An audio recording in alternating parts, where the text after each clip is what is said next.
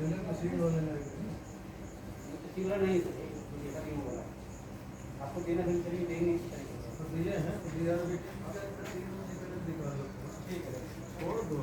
ठीक है। आज मैं भारतीय सब्जी अनुसंधान संस्थान के प्रधान वैज्ञानिक डॉक्टर अनंत बहादुर जी के पास आया हुआ हूँ और सब्जी विषयों पर जो कार्य चल रहे हैं उस पर आपसे हम कुछ बातचीत करेंगे। हम ले चलते हैं आपको डॉक्टर साहब के पास। डॉक्टर साहब, हमारे किसान भाइयों को आप बताएं कि संस्थान में की जो कार्यप्रणाली है और उससे हमारे किसानों को क्या लाभ हो सकता है, कैसे वो एक प्रगतिशील किसान और उद्यमी किसान बन सकते हैं। देखिए, दरअसल ऐसा है कि आजकल जो है सब्जी खेती में जो परंपरागत तरीके हैं उनके ढंग से अगर खेती करेंगे तो किसान उतना लाभ नहीं अपना सकते हैं।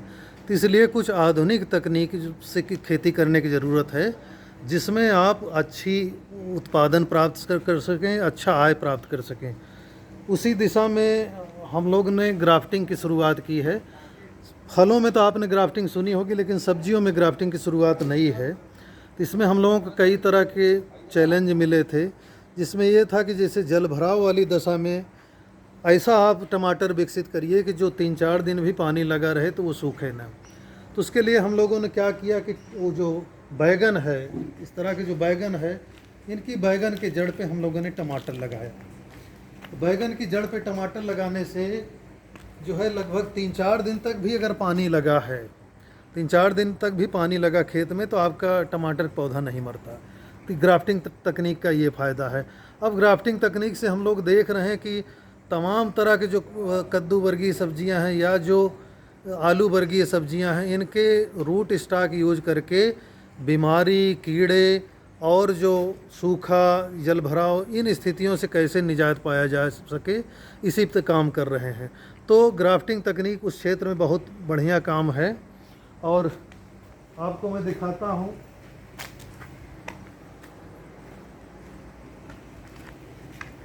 ये देखिए, जैसे ये ग्राफ्टिंग तकनीक है, ये हमने बैगन की जड़ पे, नीचे ये बैगन है, ऊपर हमने टमाटर की ग्राफ्ट की है। तो इससे फ़ायदा क्या होगा कि बैगन की जड़ें जो है वो काफ़ी नीचे तक जाती हैं, तो अगर सूखा भी रहता तब भी झेल लेंगी, या जल भराव की स्थिति है तब भी झेल लेंगी।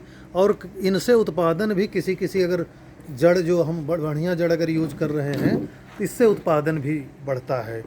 तो इस तरह के जब ये इस स्टेज का हम बैगन रहता है, इनको हम यहाँ से काट के इनके ऊपर हम टमाटर को लगा देते हैं।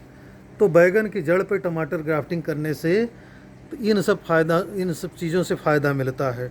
उसी तरह हम लोग ने शुरू किया है कि जैसे जिसमें 2-2 तने निकल रहे हैं, इसमें एक पे हम बैगन लगा देंगे, दूसरे पे टमाटर लगा देंगे।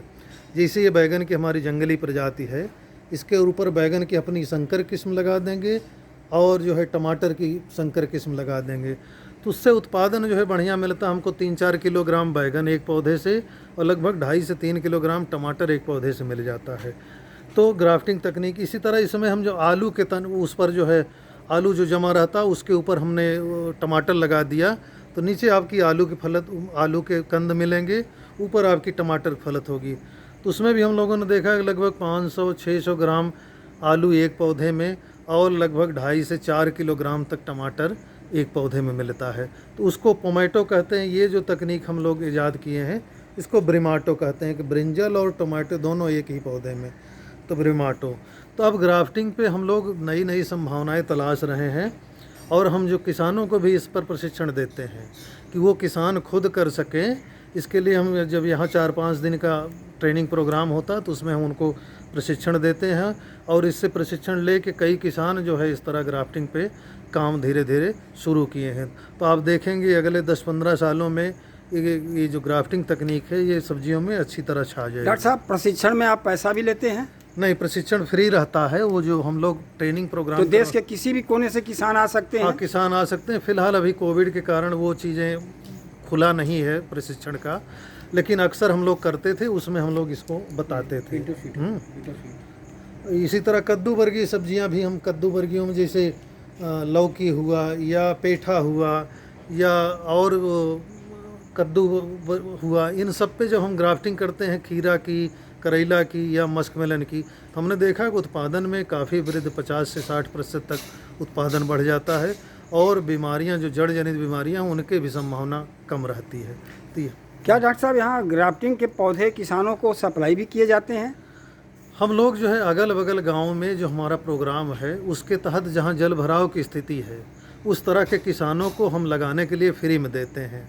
इस तरह हम लोगों ने 2-3 गांवों में दिया है किसानों को और हर बार टेस्ट करते हैं। अभी हम लोगों ने देखा कि इतनी बरसात हुई, जो बिना ग्राफ्टेड पौधे थे वो मर गए पानी से, लेकिन हमारे जो ग्राफ्टेड पौधे थे वो जिंदा रहे, उन पर पानी का कोई असर नहीं पड़ा है। बहुत अच्छा जानकारी डॉक्टर साहब ने दिया है। और किसान भाइयों, यदि आपकी और भी कोई समस्या है तो आप निश्चित तौर पर आप YouTube पर आप लिखिए। ये कितनी बड़ी चीज़ है कि एक ही पेड़ में 2 तरह का ये बता रहे हैं डॉक्टर साहब कि इसमें 2 तरह के पौधे लगाए जा सकते हैं, टमाटर और बैगन दोनों, टमाटर और बैगन दोनों, और दोनों की फलत कह रहे हैं कि बहुत ज़्यादा आपकी होगी हैं। और ये बहुत अच्छी बात है।